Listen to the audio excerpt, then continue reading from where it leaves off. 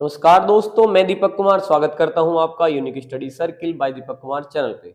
दोस्तों, अगर आप इस चैनल पर नए हैं तो चैनल को सब्सक्राइब जरूर करें, साथ ही बेल आइकन प्रेस करना बिल्कुल ना भूलें, जिससे कि आने वाली सभी क्लासेस के नोटिफिकेशन एकदम समय पे आपको मिलते रहें। और जैसे कि आप जानते हैं, यूपी पुलिस कांस्टेबल भर्ती परीक्षा प्रैक्टिस बेंच हमने यहाँ पे चला रखा है और अब तक हमने इसमें आपकी 31 क्लास कर ली है और सभी क्लासेस आपको प्लेलिस्ट पर जाकर के मिल जाएंगे। अगर आपने नहीं देखे तो जरूर देख ले, आपका एग्जाम काफी नजदीक है। और अब जो हम आगे प्रैक्टिस करेंगे, यकीन मानिए ये आपके लिए एक रामबाण सिद्ध होगी और आप इसमें कंटिन्यू जुड़े रहें और जरूर देखते रहिए। ये आपको काफी ज्यादा आपके एग्जाम में मदद कर सकता है। एक एक क्वेश्चन बड़ा महत्वपूर्ण हो सकता है दोस्तों, तो जरूर ध्यान रखिएगा, चीजों को समझिए और कोशिश करिए कि यहाँ पे जितनी चीजें आपको सिखाई जाए आप एक बार अच्छे से उन्हें जरूर तैयार कर लें, आपके लिए बड़ी बेनिफिशियल होगी। तो चलिए आज की क्लास स्टार्ट करते हैं और देखिए पहला सवाल क्या है। आप चाहे तो कमेंट में जवाब दे सकते हैं। क्लास आपको रोज 8 बजे शाम को मिलती है 8 PM पर, ये आपको पता है। तो चलिए देखते हैं सवाल क्या है। यदि दो घनों के आयतनों का अनुपात 27:64 है तो उनके पृष्ठीय क्षेत्रफलों का अनुपात क्या होगा। देखिए, अनुपात के सवाल में, प्रतिशत के सवाल में, जिसमें आपको क्षेत्रफल बेशक हो, अनुपात या प्रतिशत दिया हो, तो उसमें हमें पूरी तरीके से फॉर्मूला का यूज करने की आवश्यकता नहीं पड़ती। अगर आप यहाँ पे ध्यान दें तो ये किसका अनुपात दिया है आपको, आयतन का। और आयतन का जो अनुपात दिया है वो कितना दे दिया है आपको, 27:64। बड़ा ध्यान से समझिएगा, दो ही लाइन में हमारे सवाल का आंसर आ जाएगा। तो देखिए, आयतन का जो यूनिट होता है मात्रक, वो घन मीटर होता है, ठीक है। और क्षेत्रफल का क्या होता है, मीटर स्क्वायर। क्षेत्रफल का क्या होता है, मीटर स्क्वायर। तो पहले ये किसी मीटर का घन हुआ है, तो अगर मीटर की वैल्यू हम निकालना चाहें यहाँ पर, तो 27 किसका घन है, 3 का, और 64 किसका घन है, 4 का। तो भुजा परिमाप वगैरह अगर होता तो मीटर की उनकी वैल्यू होती है और उनका अनुपात ये होता। लेकिन फिलहाल क्षेत्रफल के लिए क्या कर देंगे आप, इसका वर्ग कर देंगे। तो 3 का वर्ग क्या कर देंगे आप, 9, और 4 का वर्ग क्या कर देंगे, 16। दोबारा देख लीजिए, ये घन है तो घन मतलब आयतन है तो घन हो रखा है। तो ये 27 किसका है, 3 का है, 64 किसका है, 4 का है। और क्षेत्रफल के लिए बस क्या करना है, वर्ग करना है। 3 का वर्ग 9 और 4 गुना 4, 4 चौक 16, 4 का वर्ग 16। तो 9:16 आपका इस सवाल का आंसर है, जो कि हमारे सी ऑप्शन में है। और उम्मीद है आपको ये क्लियर है। आप चलते हैं अगले सवाल पर। तो चलिए इस सवाल को शुरू करते हैं और देखते हैं इस सवाल में क्या है। तो ट्राई कर सकते हैं, ऑप्शन ये रहे। सवाल है, पारस 40% कार्य को 8 दिनों में पूरा कर सकता है। तो 40% काम कितने दिनों में, 8 दिनों में पूरा कर सकते, जबकि दीप्ति और पारस एक साथ एक दिन में, कितने दिन में, एक दिन में कितना परसेंट, 10% काम पूरा कर सकते हैं। कार्य को पूरा करने के लिए अकेले दीप्ति को द्वारा लिया गया समय ज्ञात कीजिए। ये आपके ऑप्शन है, आप ट्राई कर सकते हैं, ध्यान से समझिए। देखिए क्या कहा है, पारस कितने परसेंट, 40%। 40% को आप क्या लिख सकते हैं, 40/100 लिख सकते हैं। बदल लीजिए इस तरीके से, 20 दूनी 40, 20 पंजे 100। एक तरीके से ये कहिए कि 2/5 काम कितने दिनों में हो सकता है, 8 दिन में हो सकता है। तो 2/5 काम अगर 8 दिनों में हो सकता है, तो 2 चौक 8 और 4 पंजे 20, यानी कि पारस इसी काम को कितने दिन में कर सकता है, पूरे काम को 20 दिन में कर सकता है। थोड़ा सा ये कैलकुलेशन ध्यान समझिए, 40% को 40/100 यानी कि 2/5, और वो काम कितने में, 8 दिनों में हो रहा है। तो 2 से इसको काट दिया है ना, ये बटे में गया, ये ऊपर गया। तो 2 चौक 8 और 4 पंजे 20, तो 20 दिन। इसी तरीके से दीप्ति और पारस का आया है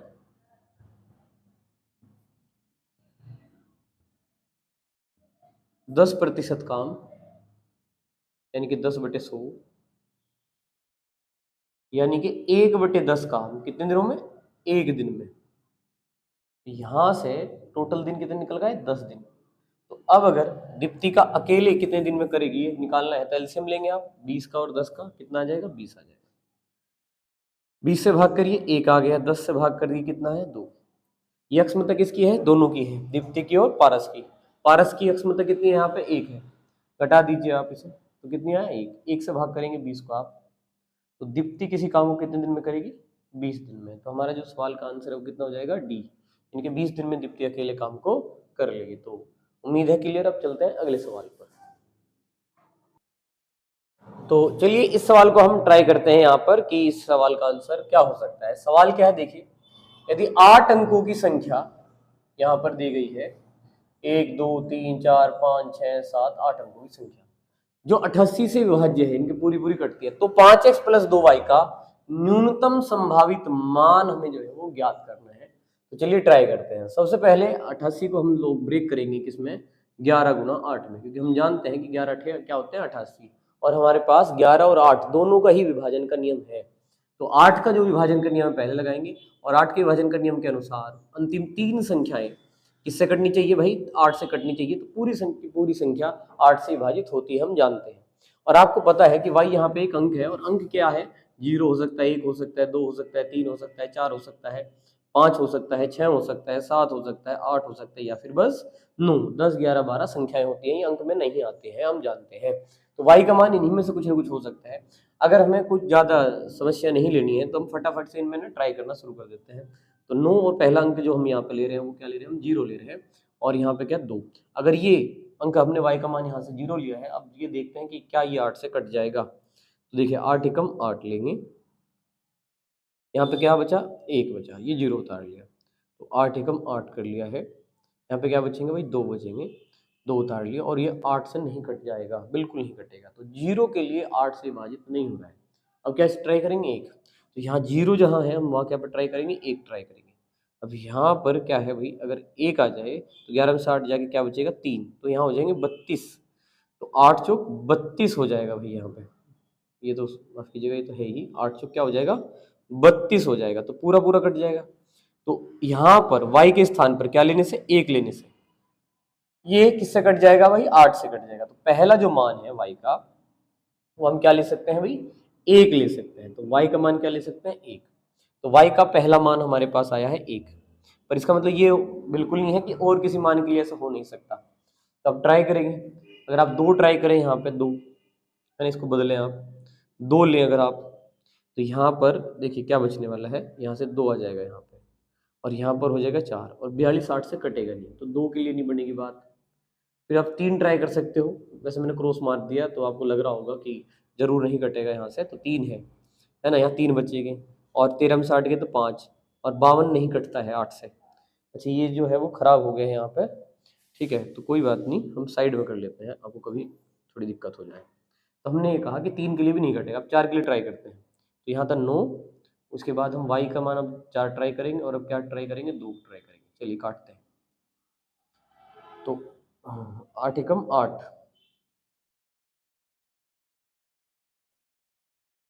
8 एकम 8, 6 और 2, तो नहीं कटेगा। 4 के लिए भी नहीं कटा। अब किसके लिए कट जाएगा? 5 के लिए। देखिए जैसे आप यहाँ 5 रखोगे, यहाँ 5 आएगा, 15 में 8 की 7, और 8 9 हो जाएंगे 72, तो कट जाएगा। तो देखिए 3 छोड़ के कटा है 5 से, तो 3 छोड़ के किसके लिए कट जाएगा? 9 के लिए। आप ट्राई कर सकते हो, जैसे आप 9 9 और 2 लिखोगे 8 से काटने के लिए, तो 8 एकम 8 होगा, 8 दूनी 16, 3 बचे, और 8 चौक 32, तो पूरा पूरा जो है यहाँ पे कट जाएगा। तो y के मान क्या क्या हो सकते हैं? y के संभावित मान हमारे पास मिले हैं 1 2 नहीं सॉरी 5। 1 के लिए कटा है, 5 के लिए कटा है ये, और किसके लिए? 9 के लिए। इन 3 मान के लिए किससे कट गया है भाई? ये आपका 8 से विभाजित है ये संख्या, लेकिन हमें 88 से देखनी है, तो अब हम किसका देखेंगे भाई? 11 का देखेंगे। अब ये मान लेंगे और देखेंगे कि 11 का मान क्या क्या आ सकता है। 1 के लिए क्या आएगा 11 का मान, है ना, और इस तरीके से देखने वाले हैं। तो चलिए सबसे पहले तो देखिए y के मान हमारे पास क्या आ चुके हैं? 1 आ चुका है, 5 आ चुका है, और क्या आ चुका है? 9 आ चुका है। अब हमें x का मान निकालना है। तो 11 का नियम हमें पता है, एक बार संख्या लिख लेते हैं। क्या है? 4 9 x 7 1 9 y, और क्या भाई? 2। तो ये जो है हमारी संख्या है यहाँ पर, ठीक है। तो देखिए 4 है, 9 है, x 7, यहाँ पे 1 है, देखिए ध्यान से 1 है, और 9 y और 2, तो सभी अंक हैं, और 8 हैं, 1 2 3 4 5 6 7 8 के 8। अब देखिए जैसे कि आपको पता है कि 1 छोड़ के 1 लेना है, तो 2 के बाद में आप 9 पे जाओगे, फिर आप जाओगे 7 पे, उसके बाद 9 पे, है ना, इस तरीके से जोड़ना है। तो 2 और 9 11, 11 और 7 कितने हो जाएंगे आपके? 18 हो जाएंगे, और 9 हो जाएंगे 27। तो 27 माइनस, देखिए y और 1 जोड़ेंगे, और उसके बाद x, और फिर कितना? 4। तो 4 और 1 जुड़ेगा 5 हो जाएगा, फिर प्लस x हो जाएगा, फिर हो जाएगा y। इस तरीके से समझिए। तो 27 माइनस 5 कर लीजिए, माइनस x, और माइनस कितने? y। 27 में से 5 घटाइए, कितना आ गया? 22, और माइनस कॉमन लेके x प्लस y लिख दीजिए। अब देखिए ध्यान से, y का मान अगर आप 1 लेंगे, y का मान, तो 22 में y का मान तो 1 ले लिया। अब सोचिए x का मान इनमें से क्या लिया आप। ठीक है, अगर आप यहाँ पे 10 लिखते हैं, क्या लिखते हैं 10, तो 10 और 1 कितना 11, 22 में से 11 घट के क्या आ जाएगा 11 आ जाएगा। 10 से पहले कोई भी ऐसा मान नहीं है जो कि यहाँ पर 11 आना सके ताकि ये 11 से कट जाए। तो 10 हम ले नहीं सकते क्योंकि 10 इनमें है ही नहीं। तो y के मान 1 के लिए x का कोई मान एग्जिस्ट नहीं करता है। तो y के मान के लिए x का मान 10 बैठ रहा है और जो कि हमारे अंकों में नहीं आता, इसलिए ये पॉसिबिलिटी है ही नहीं। अब बात करेंगे 5 का। अगर हम y का मान क्या लिखते हैं 5 लिखते हैं, देखिए ध्यान से, तो हमें यहाँ पर अड़ाना है क्या 11, तो 11 ताकि 11 से कट जाए। अब हमें 6 चाहिए, तो 6 और 5 11, 22 में से 11 घट के क्या आ जाएगा 11 आ जाएगा। तो y का मान 5 के लिए x का जो मान है आपका क्या आएगा 6 आएगा, ये आएगा। 9 की भी बात कर लेते हैं। अगर y का मान आप 9 रखते हैं, क्या रखते हैं आप 9 रखते हैं, तो ये आपका x का मान क्या आ जाएगा 2, 9 और 2 11 में से घट के क्या आ जाएगा 11। तो x के मान y के मान 9 के लिए x का मान क्या आ जाएगा आपके पास 2 आ जाएगा। तो हमारे पास दो पॉसिबिलिटी है, ये और ये y के मान और ये x के मान, दोनों में हम यहाँ पे अपने क्वेश्चन की वैल्यू पुट करके यहाँ पे देखने वाले हैं। तो चलिए हमारी जो क्वेश्चन है वो कितना है 5x प्लस 2y। तो 5x का मान हम रख देंगे यहाँ से 6 प्लस 2y का मान हम रखेंगे यहाँ से 5, 56 जी 30 और 5 दूनी 10, तो हमारा मान आ रहा है 40। तो एक मान तो ये आ गया है, लेकिन हमें न्यूनतम मान बताना है, तो दूसरे मान की भी संभावना है, उसको भी देखिए ट्राई करके। 5 और x का मान क्या रख दें हम 2 रख दें, 5 हो गया। x का मान क्या रख रहे हैं हम यहाँ से 2 रख रहे हैं, प्लस 2 और y का मान क्या रख रहे हैं हम 9 रख रहे हैं। तो 5 दूनी 10, 9 दूनी 18, 10 और 18 जोड़ दे तो कितना हो जाएगा 28। दोनों में न्यूनतम मान की बात करें तो कौन सा है 28 है। तो हमारे इस सवाल का आंसर क्या चलेगा डी, यानी कि क्या चलेगा 28 चलने वाला है। तो उम्मीद है क्लियर है, थोड़ा ध्यान से करिएगा। अब चलते हैं अगले सवाल पर।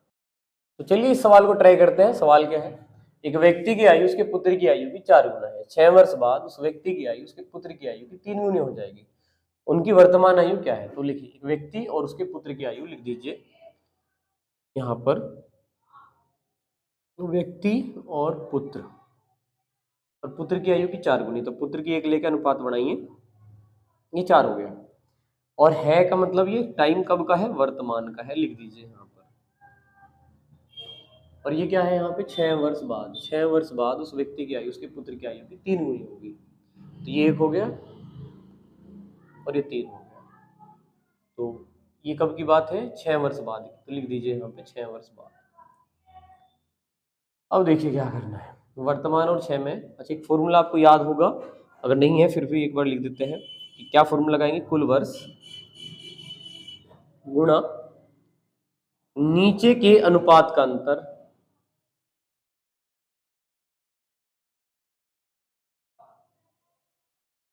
बटे तिरछी गुणा का अंतर। तो यहाँ कुल वर्ष कितने हो गए 6 के 6 हो जाएंगे, क्योंकि यहाँ वर्तमान है तो और किसी के साथ जोड़ना घटाना है नहीं से आपको। फिर नीचे के अनुपात का अंतर लिखा हुआ है तो 3 में से 1 घटा देंगे आप, तो कितना आ जाएगा 2, तो 2 यहाँ लेंगे आप। फिर तिरछी गुणा का अंतर, 4 एकम 4, 3 एकम 3, 4 में से 3 गई तो कितना हो जाएगा ये 1 आ जाएगा। 6 दूनी 12 भाग 1, तो कितना हो जाएगा 12। तो 12 को यहाँ गुणा करिए तो 12 चौक 48 और यहाँ 12 एकम 12। उनकी वर्तमान आयु का योग क्या है, तो योग का मतलब इन्हें जोड़ दीजिए, 48 और 12 को आप जोड़ देंगे तो कितना आ जाएगा 60। तो आपको योग जो है वो कितना आ चुका है 60 आ गया है वर्तमान आयु का योग, जो कि आपके किस ऑप्शन में है सी में है। तो उम्मीद है क्लियर है। आप चलते हैं अगले सवाल पर। तो चलिए इस सवाल को करते हैं। यहाँ पे है एक समद्विबाहु त्रिभुज में तीसरी भुजा बराबर भुजाओं से 60 सेंटीमीटर कम है। तो जैसे कि हम जानते हैं समद्विबाहु त्रिभुज में दो भुजाएं क्या होती हैं बराबर होती हैं और एक होती है अलग। तो तीसरी भुजा यानी कि ये वाली भुजा बराबर भुजाओं से 60 सेंटीमीटर कम है, यानी कि अगर ये x है ये भी x है तो ये 60 सेंटीमीटर कम है, यानी कि x माइनस 60 है। परिमाप बताया 3.6, इसे सेंटीमीटर बदलो 100 तक गुणा करके, 3.6 गुणा 100 कर दो, पॉइंट हटाओ 10, 36 गुणा 10 कितना हो गया 360 सेंटीमीटर। अब बताओ परिमाप क्या होकर है भुजाओं का योग, तीनों का जोड़ कर दो, x प्लस x प्लस ये x माइनस 60 बराबर किसके भाई ये 360 के। एक्स एक्स एक्स कितने हो गए 3x बराबर, ये 60 इधर जोड़ दीजिए तो 360 प्लस 60 कर लीजिए।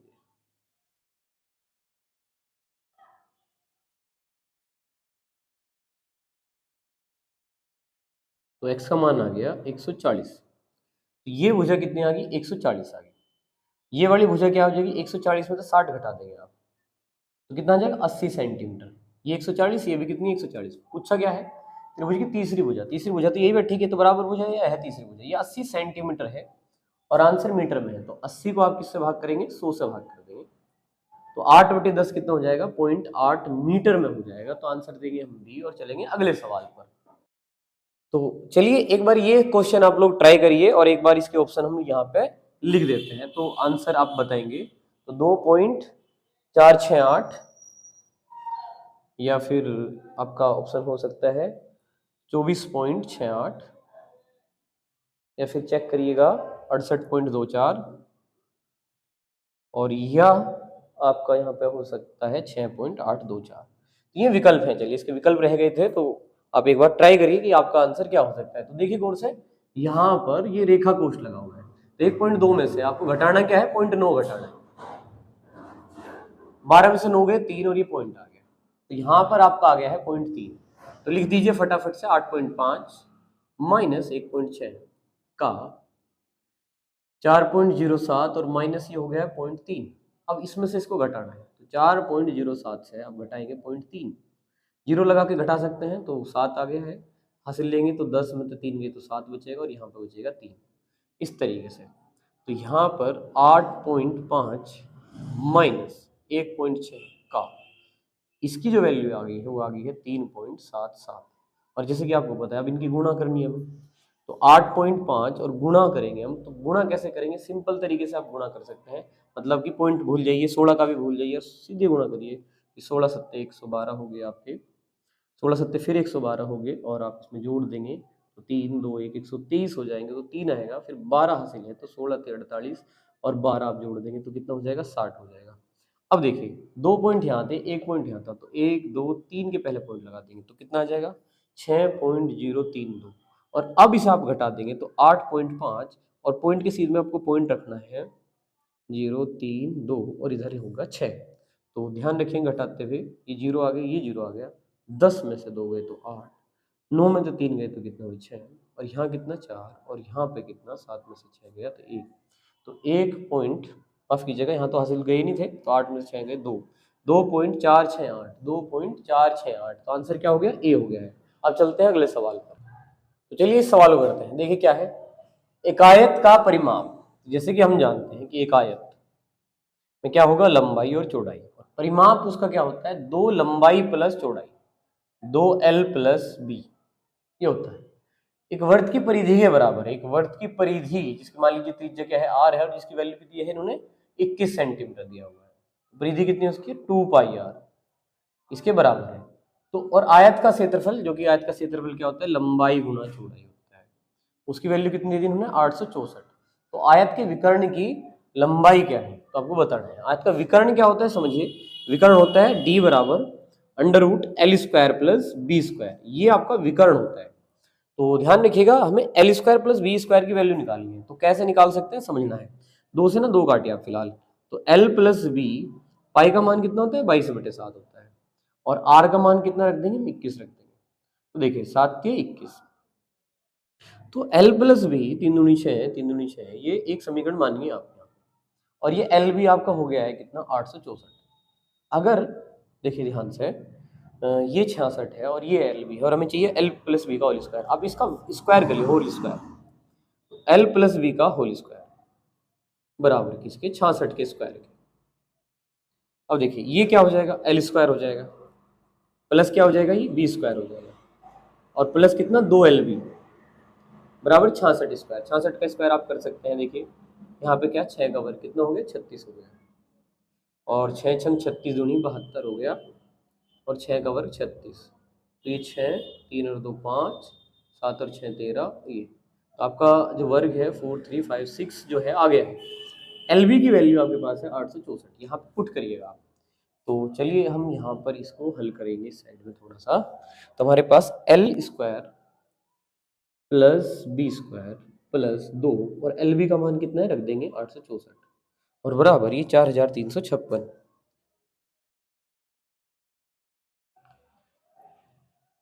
तो इनकी गुणा करके घटा लेंगे उधर, तो L square plus B square का मान क्या हो जाएगा, 2 चौक 8, 2 6 12, 2 6 16 और 1 17 बराबर 4356।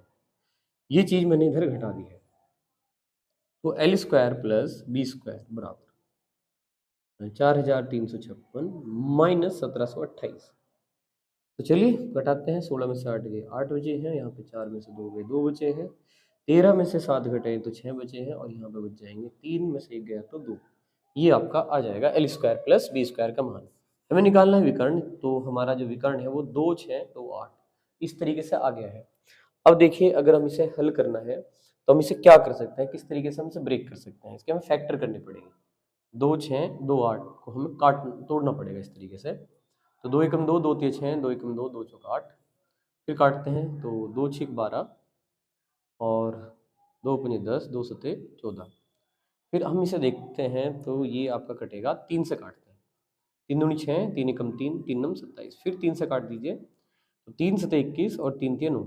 अब गौर से देखिएगा तो ये 2 दूनी 4 और 2 तिये मतलब ये 2 दूनी 4 हो गया और 3 तिये 9 हो गया है। तो हम इसको क्या लिखेंगे समझिएगा ध्यान से। तो 2 दूनी 4, 3 तिये 9 और गुणा 73 हम इसे लिख रहे हैं। अब जब हम इसका वर्गमूल करेंगे तो 4 का 2 बाहर, 9 का 3 बाहर, 73 का वर्गमूल होगा नहीं, तो 2 तिये 6, 6 अंडर रूट 73 जो है आपका आंसर आ जाएगा। तो बड़े ध्यान से करना है, सवाल का आंसर हुआ ये। और चलते हैं अगले सवाल पर। तो चलिए इस सवाल को देखते हैं क्या है सवाल में। एक बल्लेबाज 18वीं पारी में 79 रन बनाता है, इस प्रकार उसके औसत में 2% की 2 रनों की क्या हो जाती है वृद्धि। 18वीं पारी के बाद उसका औसत क्या है, देखिए वो 18वीं पारी खेला और उसमें 18वीं पारी में उसके रन कितने हैं 79, तो ये लिख लीजिए आप इस तरीके से। अब देखिए पूछा गया 18वीं पारी के बाद, तो आपको यहाँ एक कम करके लेना है, ध्यान रखिएगा। अगर ये 18वीं पारी ही खेल ली है और 18वीं पारी का ही औसत पूछा है तो आप एक कम कर लीजिएगा, उम्मीद आप ये याद रख लेंगे। तो 17 आपको लेना है यहाँ पर, 18वीं पारी के जो रन है उसके हिसाब से जब ये पूछा जाएगा 18वीं के बाद तो 17 लेंगे, घटा लेंगे, एक घटाना है, एक घटाना है जो भी है। अगर सवाल डिजिट बदल का है तो इस पारी से एक घटा लेंगे आप। फिर कहा 2 की वृद्धि, तो आप 2 से गुणा करेंगे, तो 17 गुणा 2, औसत में कहा ना, औसत में तो संख्या गुणा औसत बराबर योग होता है, तो 17 दूनी 34। अब ध्यान क्या रखना है, अगर ये वृद्धि है तो आपको यहाँ घटाना है और कमी होगी तो यहाँ जोड़ना है, बस इतना ही करना है। तो 9 में से 4 गए कितने आगे 5 और 7 में 3 गए कितने 4, और इस तरीके से जो आएगा वो आपका आंसर होगा। इस सवाल में 45 आपका आंसर है, इसका मतलब बी। और उम्मीद है आपको क्लियर है। अब चलते हैं अगले सवाल। चलिए इस सवाल को देखते हैं। देखिए सवाल क्या है, एक एक शब्द को ध्यान से समझिएगा। एक निश्चित मूलधन पर 10.5 वर्षों के लिए 12% की दर से साधारण, यहाँ पे लिखा हुआ है साफ साफ साधारण ब्याज, और यहाँ पे फिर कोमा, यहाँ तक रुक जाना है। 3 वर्षों के लिए 9% की दर से समान मूलधन, मूलधन क्या है समान है, के मिश्र धन से 56 रुपए क्या है कम है, यानी कि उनका अंतर जो है वो कितना है 56 रुपए। मूलधन कितना होगा, यहाँ पे हमसे मूलधन पूछा है तो हम मान के चलेंगे कि माना मूलधन कितना है भाई 100 रुपए। तो ध्यान समझिएगा एक एक शब्द को, और एक एक शब्द अगर एक भी चूक गया तो सवाल गलत हो सकता है। तो मूलधन कितना मान लिया है 100 यूनिट 100 रुपए, जो भी आप कहना चाहे मान लिया है। अब देखेंगे कि फिर क्या आएगा। तो अगर मैं ये सारी चीज इस पर अप्लाई कर दूं कि 10.5 वर्षों में 12% की दर से साधारण ब्याज की बात हुई है, तो पहले हम साधारण ब्याज ही निकालते हैं। तो 100 रुपए मूलधन गुणा दर कितनी 12%, बटे में 100 भी आया कर लिख देंगे दर, तो मूलधन गुणा दर गुणा समय, तो 10 दूनी 20 और 1 21 बटे कितना 2, ये ब्याज हो जाएगा। 100 से 100 गया, 2 छिक 12, 21 छिके 126। तो भाई हमारा जो साधारण ब्याज बताया है वो कितना आ गया 126।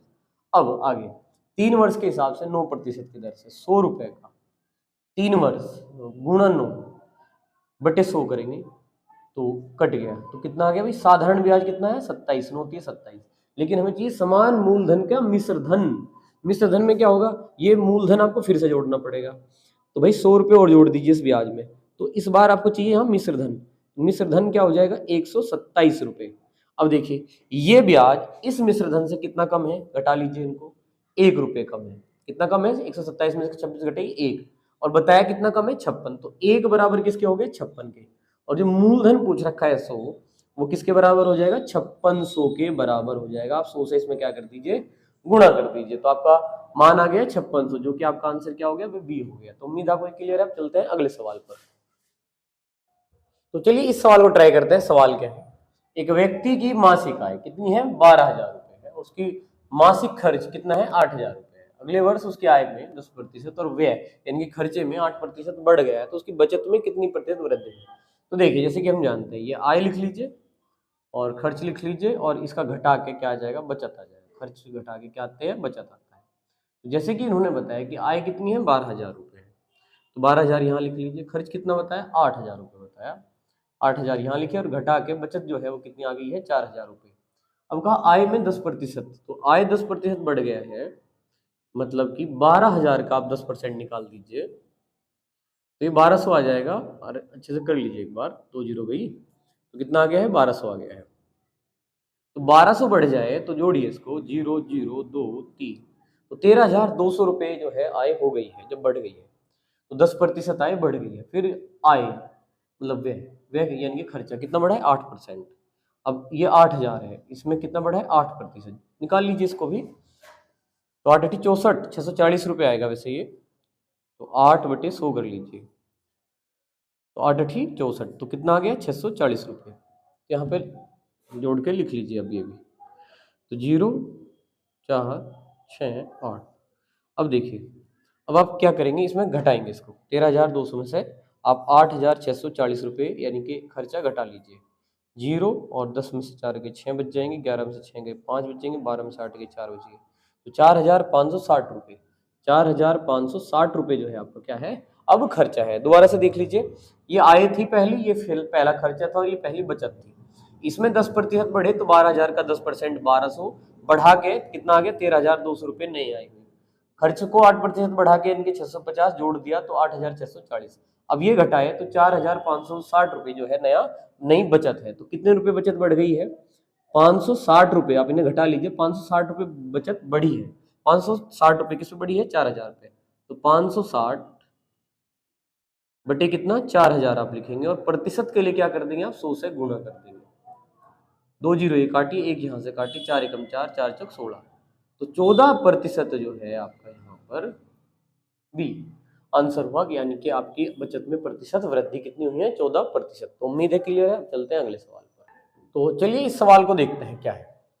सवाल है, 4 मित्र, यहाँ पे मित्र जो है रह गया है, एक बार लिख लीजिए, 4 मित्र ए बी सी और डी, यानी ए बी सी डी एक व्यवसाय में क्रम से 3:7:9:13 के अनुपात में निवेश करते हैं।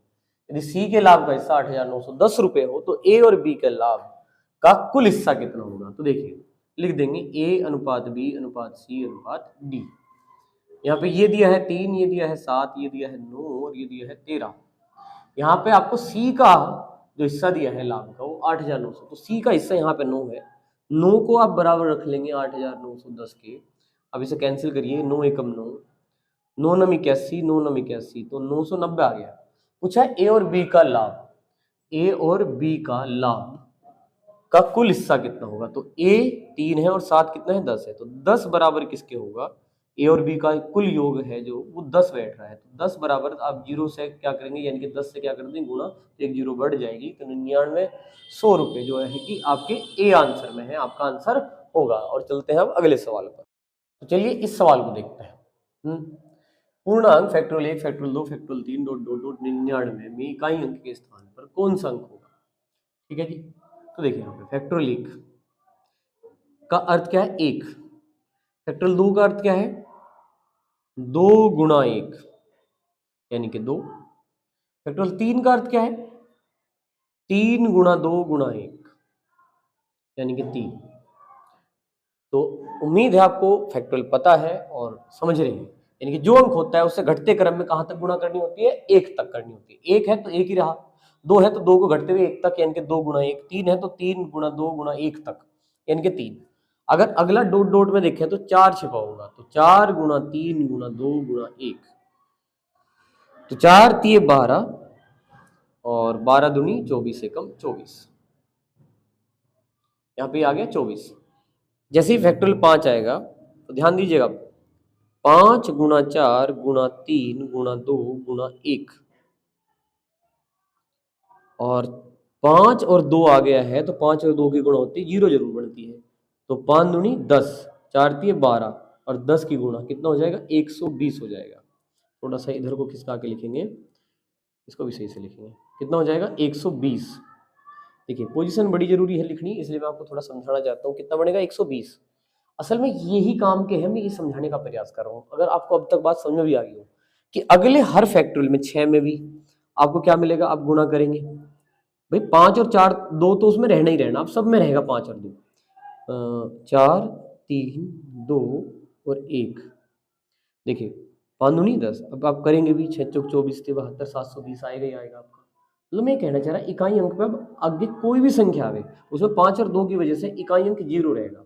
इकाई अंक क्या रहने वाला है, 0 रहना है। सब में 99 तक इकाई अंक क्या रहेगा आपका, 0 रहेगा। तो बस इन 4 संख्याओं को छोड़ दें तो बाकी में सभी में इकाई अंक एक बार 0 आने के बाद बाकी सभी फैक्टोरियल में इकाई अंक क्या रहेगा, 0 आएगा। पहले फैक्टोरियल 1 का 1 रहा, इकाई अंक भी वही है। 2 का 2 रहा, 3 का 3, अच्छा ये गलती हो रखा है, 3 दूनी 6, यहाँ पे 4 तिये 12 दूनी 24 आएगा। तो बाकी तो आपके क्या है, यहाँ तक तो इकाई अंक बदले हैं लेकिन यहाँ के बाद सब 0 हो गए। और अगर आप इन्हें सभी को जोड़ोगे तो ये इकाई अंक तो सब 0 है, बस इतने ही इकाई अंक आपको क्या कर लेने, जोड़ लेने, क्योंकि बाकी तो 0 है। तो बताइए 1 और 2 3 और 6 9 और 4 कितना 13। अब 13 जोड़ोगे तो इकाई अंक क्या मिलेगा हमें, इकाई अंक क्या मिलने वाला है 3। इन्हें जोड़ रहे हैं तो कितना आ रहा है 13 आ रहा है, और 13 में इकाई अंक क्या मिल रहा है 3, क्योंकि बाकी के सभी क्या हो गए हैं 0 हो गए। तो इन्हें जोड़ के 13 का 3 ही तो लिखेंगे हम इकाई अंक। तो इनके योग में जो इकाई अंक होगा वो क्या होगा, 3 होगा। उम्मीद है आप क्लियर है। अब चलते हैं अगले सवाल। तो देखिए इस सवाल को पढ़ते हैं और करते हैं। सवाल क्या है, कॉलेज छात्रावास के भोजनालय में 350 लड़कों के लिए 25 दिनों के भोजन है 10 दिन बाद। तो हमेशा ध्यान रखिएगा, आपको पता है यहाँ पे फॉर्मूला क्या लगेगा, MDH, यानी कि आदमी गुणा दिन M1D1 बराबर आदमी गुणा दिन यानी कि M2D2। यहाँ पे कहा गया कि कितने लोगों के लिए भोजन है, 350। तो यहाँ पर जो 25 दिन बताए तो आप डायरेक्ट 25 दिन यहाँ नहीं लिखेंगे, क्योंकि 25 दिन की भोजन सामग्री है और 10 दिन बाद, जितने दिन बाद कहे उसे घटा लेंगे आप, क्योंकि उतने दिन का भोजन खा चुके हैं लोग या बच्चे छात्र जो भी है वो खा चुके हैं ये भोजन।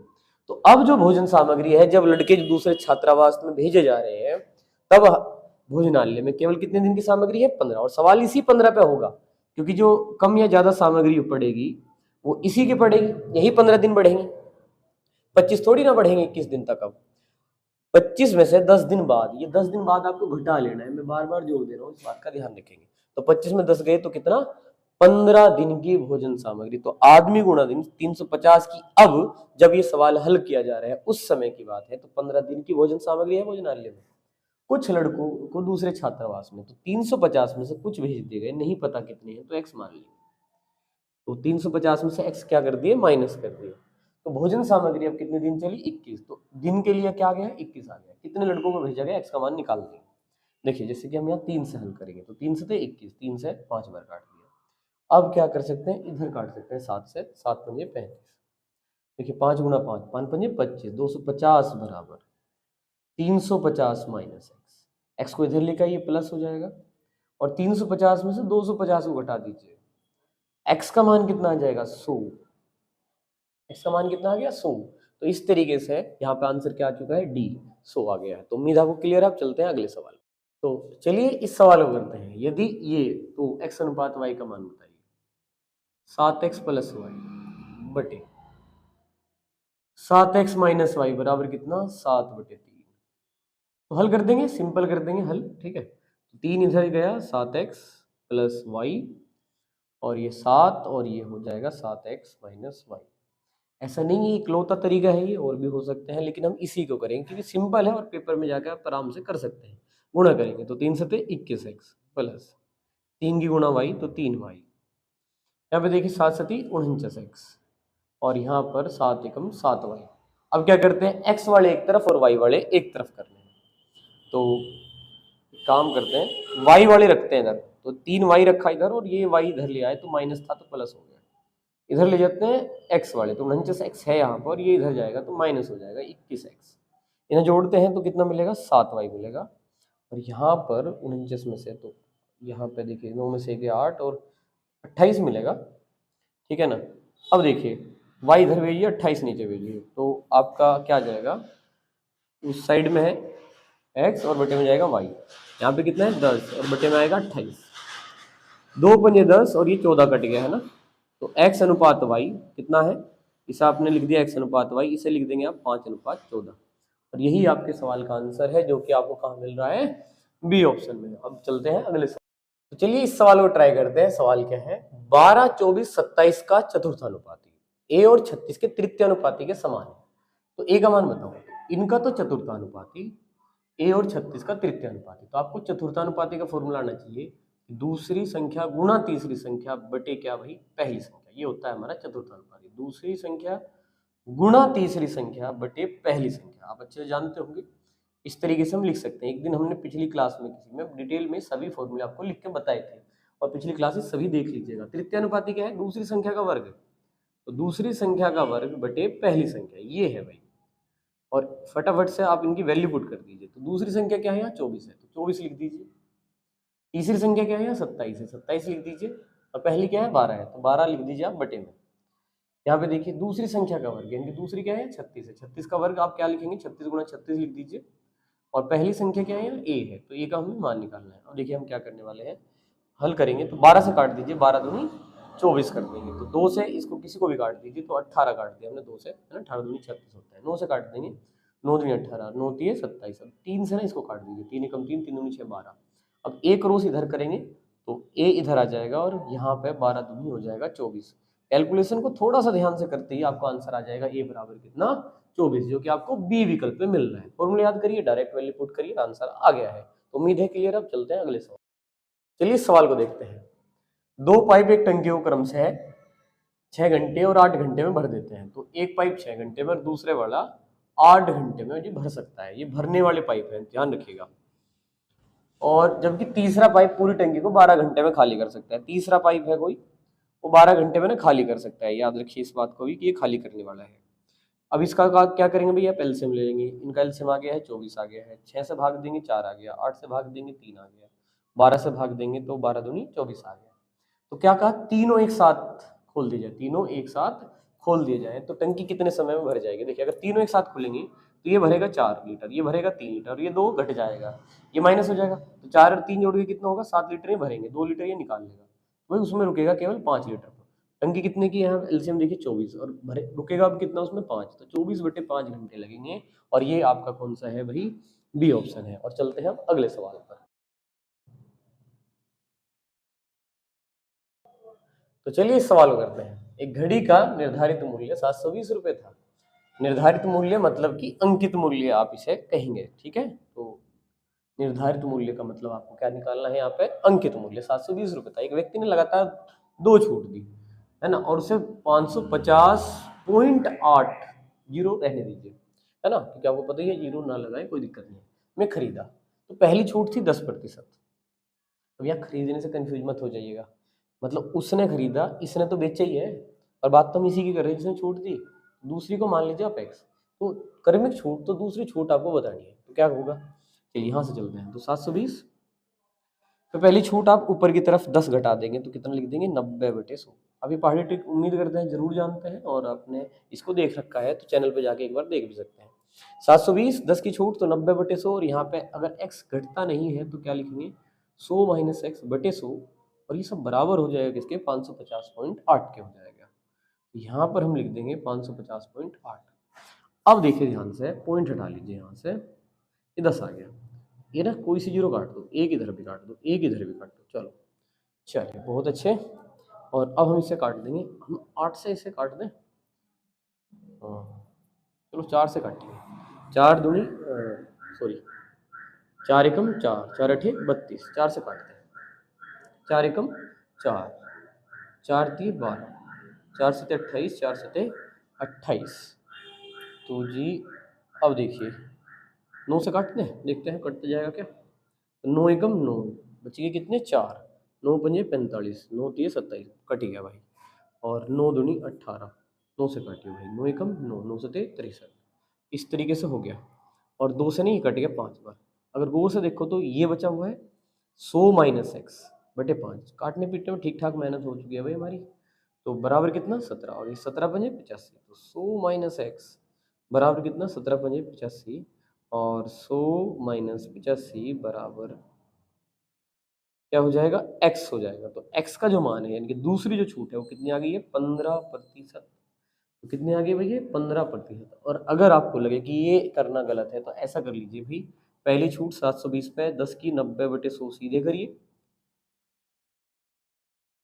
तो 9 दूनी 18, 1 9 सते 63 और 1 64, यानी कि एक छूट के बाद वस्तु कीमत होती 648, लेकिन मिली है इतने पे। तो दूसरी छूट कितने की है, यहाँ पे 2 आ गया, यहाँ पे आ गया 7, यहाँ पे आ गया 9, 97.2 की छूट आपको इस पे मिली है। तो 97.2 बटे 648 अगर आप करेंगे और गुना 100 करेंगे, आप इसे हल करेंगे तो निश्चित रूप से आपको क्या मिल जाएगा, 15% आ जाएगा। तो आप ऐसे भी कर सकते हैं कि पहली छूट निकाल ली, फिर देखा कि दूसरी छूट कितने रुपए की है, किस पे 648 पे, तो सीधे परसेंटेज निकाल लीजिए, तब भी आ जाएगा। या इस तरीके से कर लीजिए, जैसा आपका मन करे।